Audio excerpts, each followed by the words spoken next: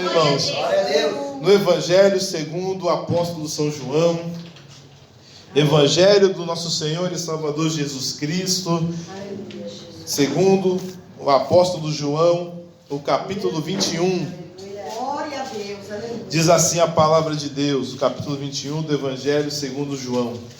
Depois disso manifestou-se Jesus outra vez aos discípulos junto ao mar de Tiberíades, e manifestou-se assim: estavam juntos Simão Pedro e Tomé, chamado Dídimo, e Natanael, que era de Caná da Galileia, e os filhos de Zebedeu, e outros 2 dos seus discípulos. E disse-lhe Simão Pedro: vou pescar. Disseram-lhe eles também: vamos nós contigo. Foram e subiram logo para o barco, e naquela noite nada apanharam. E sendo já manhã, Jesus se apresentou na praia, mas os discípulos não conheceram que era Jesus. Disse-lhe, pois, Jesus: filhos, tende alguma coisa de comer? Responderam-lhe: não. E eles disse: lançai a rede à direita do barco e achareis. E lançaram-na, pois, e já não podiam tirar pela multidão dos peixes. Aleluia, então aquele discípulo a quem Jesus amava disse a Pedro: é o Senhor. E quando Simão Pedro ouviu que era o Senhor, cingiu-se com a túnica, porque estava nu, e lançou-se ao mar. E os outros discípulos foram com o barco, porque não estavam distante da terra, senão quase 200 côvados, levando a rede cheia de peixes. Amém? Aleluia, Deus. Glória a Deus. Não pode ser em nome de Jesus. Glória a Deus. Aleluia, Senhor. Glória a Deus. Glória a Deus. No Salmo 1 diz assim: que o justo será como a árvore plantada sobre o ribeiro de águas, que dá os seus frutos conforme a sua estação, cujas folhas não caem nem murcham, e tudo quanto fizer prosperará. Amém? Está assim, pode ler. É o Salmo 1, está escrito exatamente isso. Então, qual que é a nossa tendência? A tendência do cristão é acreditar que tudo que ele fizer vai dar certo. Porque está na Bíblia, né? Está na Bíblia. Tudo quanto fizer, prosperará. E quando dá errado? Qual que é a nossa justificativa para quando os nossos projetos, aquilo que nós fazemos, nossas empresas, nossos trabalhos, dá errado? E dá errado, né? Quantas vezes nós fazemos as coisas e dá errado? Eu não sei se os irmãos conhecem o presidente Abraham Lincoln. Alguém já ouviu falar do presidente Abraham Lincoln alguma vez? Não? Alguns irmãos sim, né? Ele faliu 13 vezes. 13. E era cristão. Faliu 13 vezes. Mas depois virou presidente. Mas antes de ser presidente, ele faliu 13 vezes. Como pode explicar isso? Uma pessoa falir 13 vezes, dar errado na vida 13 vezes. Uma pessoa que se considerava cristã, que orava todo dia, que lia a Bíblia todo dia, falhou 13 vezes. E quantos de nós fizemos várias empreitadas, e mesmo com toda boa vontade, sendo algo honesto, deu errado? Muitas vezes. Quantas vezes você entrou no emprego e logo depois você não recebeu nenhuma vantagem financeira, não recebeu nenhuma promoção e foi mandado embora? Quantas vezes você fez uma prova e a prova você tirou a nota abaixo da média necessária? Quantas pessoas abriram um negócio próprio e deu errado o negócio próprio? Quantas coisas tentamos fazer por conta própria e deram errado? Por que isso acontece?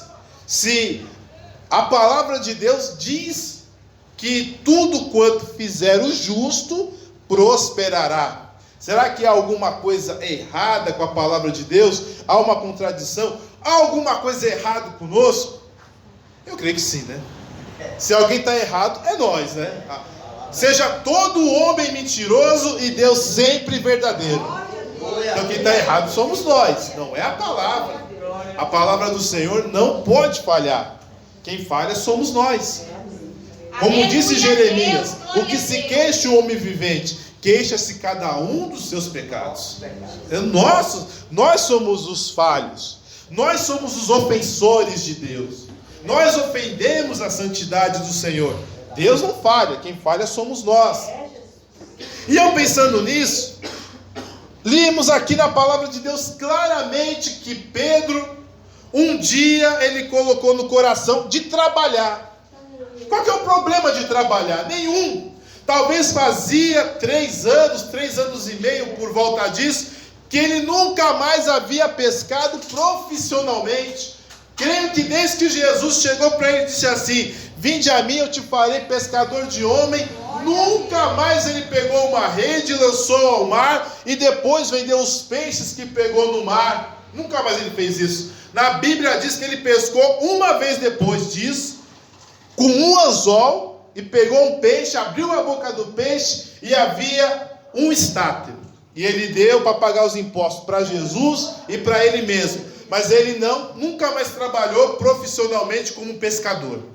E quando Jesus ressuscitou dentre os mortos, ainda não os tinha enviado, tinha mostrado já-se a ele, mas não tinha chamado eles para pregar o evangelho ainda, sair para todo mundo, apenas tinha se mostrado a eles. Ele chegou e falou assim: quer saber? Eu vou pescar, eu vou voltar à minha antiga profissão, o que eu sempre fazia. E os outros olharam assim: tá certo, vamos pescar também. Quem sabe fazer, vamos pescar. E foi lá Pedro fazer o que ele sempre fez a vida toda: pescar.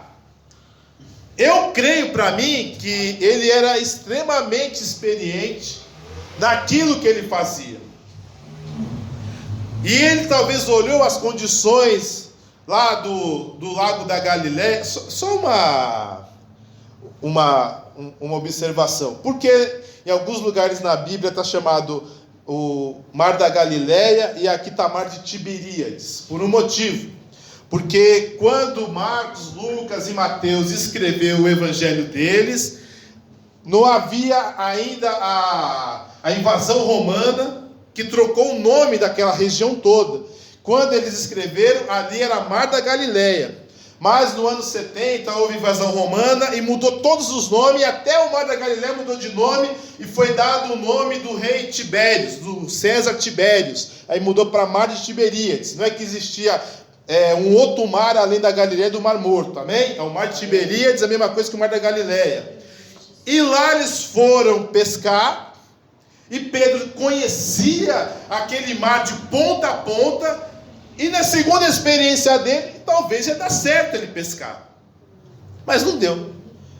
Pescou a noite toda, creio eu, do finzinho da tarde até amanhã do outro dia, e não pegou nada.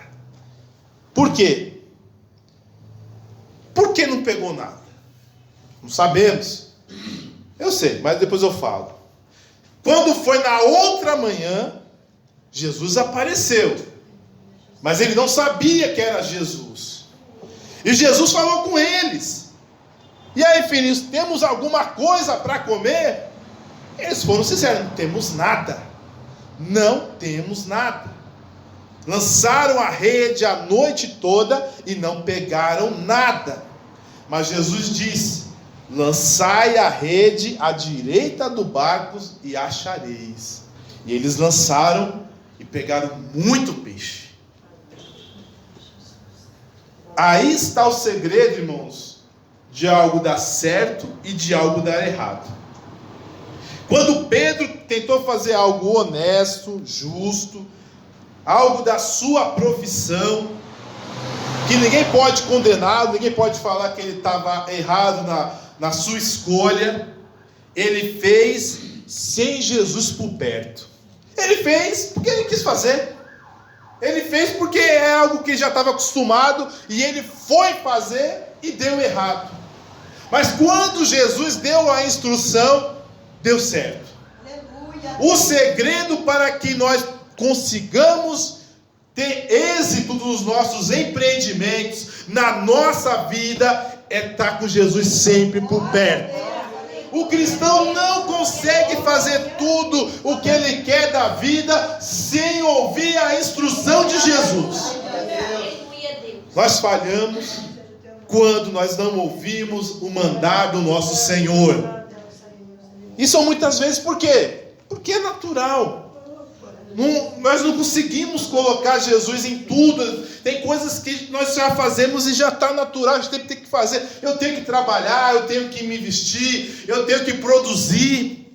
E nem sempre conseguimos pedir para Jesus nos levar até tal lugar, nos mostrar o que devemos fazer. Fazemos porque é necessário. Eu não sei qual que era a necessidade de Pedro. Talvez ele estava na casa dele, estava passando fome a família dele, estava passando dificuldades. E como ele não era mais um discípulo de Jesus, ele se achou no direito de trazer a comida para a casa dele. Quem pode criticar um homem desse? Ninguém. Mas nós somos cristãos. Somos crentes no Senhor e Salvador Jesus Cristo. Aleluia, Deus, glória a Deus. E como disse Paulo, não vivo mais eu, mas Cristo vive em mim. Aleluia, glória a Deus. Um cristão não pode viver, irmãos, conforme a sua vontade. O cristão, ele tem o dever, a obrigação de sempre, o máximo possível que for, sempre ouvir a voz de Deus. Aleluia, Se não queremos nos decepcionar, se não quisermos passar por aflições, por percas, por coisas ruins, por insucessos, que começamos a ouvir a voz de Deus. E nós estamos com medo de ouvir a voz de Deus ultimamente. Nós estamos com medo de dobrar os joelhos e falar com o Senhor. Nós estamos com medo de dobrar os joelhos e falar: Jesus, o Senhor está aqui ou não está? A Bíblia diz que havia um homem que era segundo o coração de Deus. Aleluia! E esse homem era Davi. Glória a Deus! Ele era perfeito? Não, não era. Errou muito. Ele errou muito. Mas havia algo muito interessante na vida de Davi. Se nós lermos a história, principalmente quando ele foi perseguido por Saul, tudo que ele fazia, como ele tinha um sacerdote, um sumo sacerdote do lado dele, ele falava: trazei aqui que eu quero ouvir a palavra do Senhor. Glória a Deus! Ele ouvia o Urim e o Tumim. Ninguém sabe como funcionava o Urim e o Tumim. Eram duas pedras, uma queria dizer não e outra queria dizer sim. Como funcionava, ninguém sabe, mas sabia que se uma indicasse uma coisa era não, e se a outra indicasse era sim. Isso que eles sabiam, por isso que ele perguntava: irei eu fazer tal coisa? Aí Deus falava: sim. Glória a Deus! Aleluia! Se eu for em tal lugar, entregar-me-ão na mão de Saul? Sim. Aí ele não ia. Aleluia! E isso que é um homem segundo o coração de Deus. Aleluia, Deus. Ele quer saber a opinião de Deus. Aleluia! E hoje em dia nós estamos preocupados com o nosso bem-estar. Não é verdade? A gente pensa assim: mas eu tenho que comer, eu tenho que beber, eu tenho família para cuidar, eu tenho bocas para alimentar, eu tenho conta para pagar. Amém. Estamos muitas vezes preocupados com a opinião dos outros. Que vão falar de mim que eu sou um preguiçoso, que eu sou um vagabundo, que eu não quero saber de nada, estou engordando, estou vivendo de Bolsa Família, estou vivendo das custas dos outros. A gente fica preocupado com a opinião dos outros.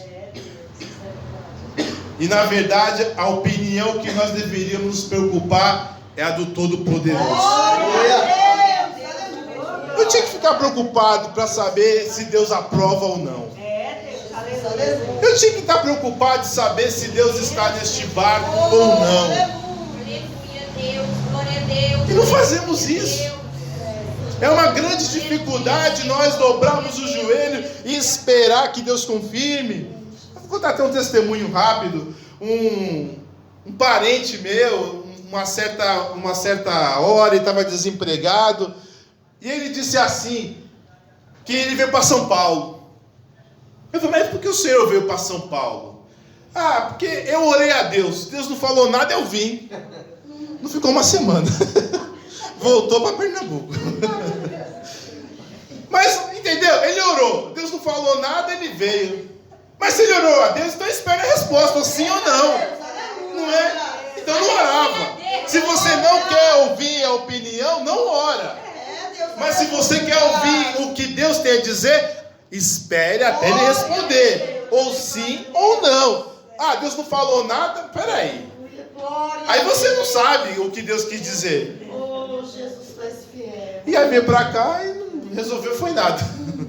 Deu mais prejuízo. Ficou pior do que estava antes. Porque não ouviu a voz de Deus. Irmãos, o segredo para as coisas não darem errado é ouvir a voz de Deus. Glória a Deus. Quem pode dizer, irmãos, se alguém seguir à risca a palavra de Deus, irá passar com coisas ruins? Quem pode? Quem pode dizer assim: se eu seguir a palavra de Deus, trarei para mim doenças, trarei para mim desgraças, problemas, coisas ruins? Não. Quem segue a palavra de Deus não fará mal nem para si, nem para os demais. Jamais. Mas quando deixamos de ouvir o conselho de Deus, que está na sua palavra, aí nós magoamos os outros, magoamos a nós mesmos, erramos, falhamos, porque deixamos de ouvir o conselho da palavra de Deus. É Deus, aleluia. Tenta ouvir. Deus, glória a Deus. Tenta ouvir a palavra de Deus. Primeira coisa, quer ver algo dessa na sua vida? Tenta saber se é pecado ou não. Primeira coisa. É pecado? Não presta. Nem discuta. Nem discuta. É pecado? Está na Bíblia que eu não posso? Não presta. Quer casar? A Bíblia diz assim: não vos ponhais julgo desigual com o infiel. Ah, veio um bonitão, rico, boa família, mas não é cristão. Não casa. Não é cristã. Não casa. Está na Bíblia que eu não posso me colocar num julgo desigual com o infiel. Pode ser a pessoa mais boazinha do mundo, mais trabalhadora, mais estudiosa. Não tem Jesus, não presta para você. Está fora da palavra, não presta. Não adianta. Primeira coisa, vai na palavra de Deus. Quem vai na palavra de Deus não falha. Porque a Bíblia diz assim que ela é um escudo para todos que nele creem. Ou seja, ela defende você. O escudo, ele é um armamento de defesa. Ele te protege. Quando você vai na palavra de Deus, você está protegido. O que pode te matar, o que pode te ferir, não te atinge. Vá na palavra de Deus que não tem erro. Está na palavra, não é pecado. Mas você tem o Espírito Santo de Deus. Você não tem certeza, você não tem fé suficiente se é de Deus ou não. Fala com Deus. Fala com Deus. Será que Deus não responde? Será que Deus não responde a oração de um justo? Será que Deus não ouve um coração contrito? Será que Deus não ouve uma oração de alguém que está com dúvida? Ele ouve sim. Aleluia, Deus, glória a Deus, aleluia. Busca o Senhor. Na hora da dúvida, do problema, não é pecado, sei das coisas, mas olha a Deus. É como disse Tiago, para a gente não ter presunção. A gente presume, eu vou em tal lugar, eu vou vender, vou comprar e vou prosperar. Ao invés de falar assim, dizer, se o Senhor assim permitir, iremos a tal lugar, iremos vender, iremos comprar, iremos prosperar. Aleluia, se o Senhor permitir. Deus poderoso, aleluia. Antes de fazer qualquer coisa, peça para Jesus. Ainda que não seja pecado. Não é pecado pescar. Mas Jesus não estava lá. E aí, quando Jesus não está, irmãos, a gente tem uma grande probabilidade de dar errado. Onde Jesus não está, a probabilidade de sucesso cresce muito. Mas quando a gente fala com Jesus, Fala, Senhor, vem comigo, fala comigo, me mostra se é para eu ir, se não é para eu ir. Me mostra se eu posso fazer tal coisa, se eu não posso. Me dá um sinal. Faça alguma coisa comigo. E Deus fala. Você viu a paciência que Deus teve com Gideão? Gideão falava com ele, olha, eu não sei se é Deus, eu não sei se é um anjo. Pera aí, deixa eu ver se é Deus mesmo. Deixa eu ver se é um anjo de Deus. Ó, eu vou colocar aqui, ó, novelo. Eu quero ver a relva todinha coberta de orvalho e o novelo não. Aí Deus fez isso, esperou a noite, aí ficou toda a relva cheia de orvalho e o novelo não. Aí pensou assim o Gideão, não sei se é Deus ainda, o que eu faço? Faço o seguinte, eu quero ver só o novelo cheio de água, cheio de orvalho e a relva não. Deus esperou mais uma noite e fez exatamente como o Gideão. Depois ainda que ele viu todas essas coisas, ele ficou com dúvida.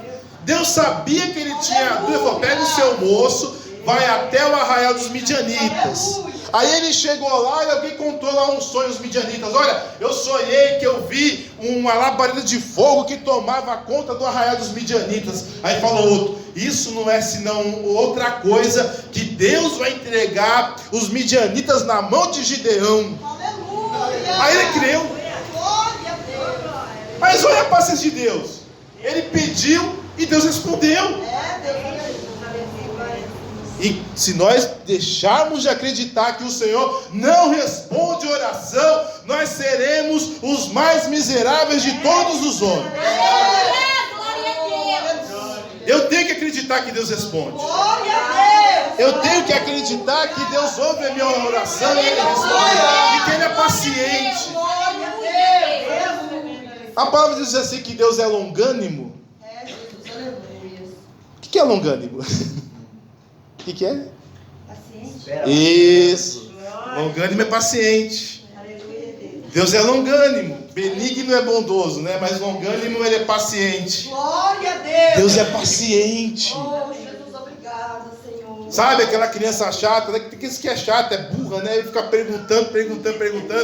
Tem pai que não é longânimo. Que já, fica quieto. Vai no Google, deixa em paz. Mas Deus não é assim. Jesus, posso ir? Pode. Oh, aleluia, Deus. Mas eu posso ir mesmo? Pode. Aleluia. Mas se dá tal coisa, eu posso ir? Pode. Glória a Deus. Aleluia. É assim. O Senhor é longânimo, é paciente. Não pense que você está incomodando a Deus. Ninguém incomoda a Deus quando ora. O que incomoda a Deus é quando o crente para de orar. Aí Deus fala, o que está acontecendo? Enquanto Elias estava fazendo a vontade do Senhor, Deus falava, vai até o ribeiro de Querite, e lá ordenarei que os corvos te alimentem. Ele foi. Vai até Serepta, mora com a viúva. Ele foi. Vai até o Monte Carmelo, ao encontro do rei. Ele foi. Aleluia, Deus. Pega aí, faça o altar. Ele fez o altar, ora, caiu fogo do céu. O dia que Deus falou com ele preocupado foi quando ele foi dormir na caverna. Aí Deus não gostou. Deus falou assim, que fazes aqui, Elias? Que fazes aqui? Elias, você tá lá, Elias. Você está aqui dormindo por quê? Deus não se preocupa quando você está buscando a Ele. Ele se preocupa quando você para. Aí que Ele se preocupa. Aí que incomoda o coração de Deus. Glórias a Deus, aleluia. É igual os amigos de Jairo que falou, não incomode mais o mestre. Deus, aleluia. Aí Jesus falou assim, como assim me incomodar? Ela só está dormindo, vou ressuscitá-la. Glória a Deus, aleluia. Não me incomoda, não é incômodo pedir nada para Deus. Nós aprendemos com isso, irmãos. A nossa vida, para que e às vezes dá errado, porque o ser humano é pecador, ele acaba esquecendo, ele faz as coisas sem pensar. Vai dar errado às vezes. Mas que o nosso número de insucessos diminua.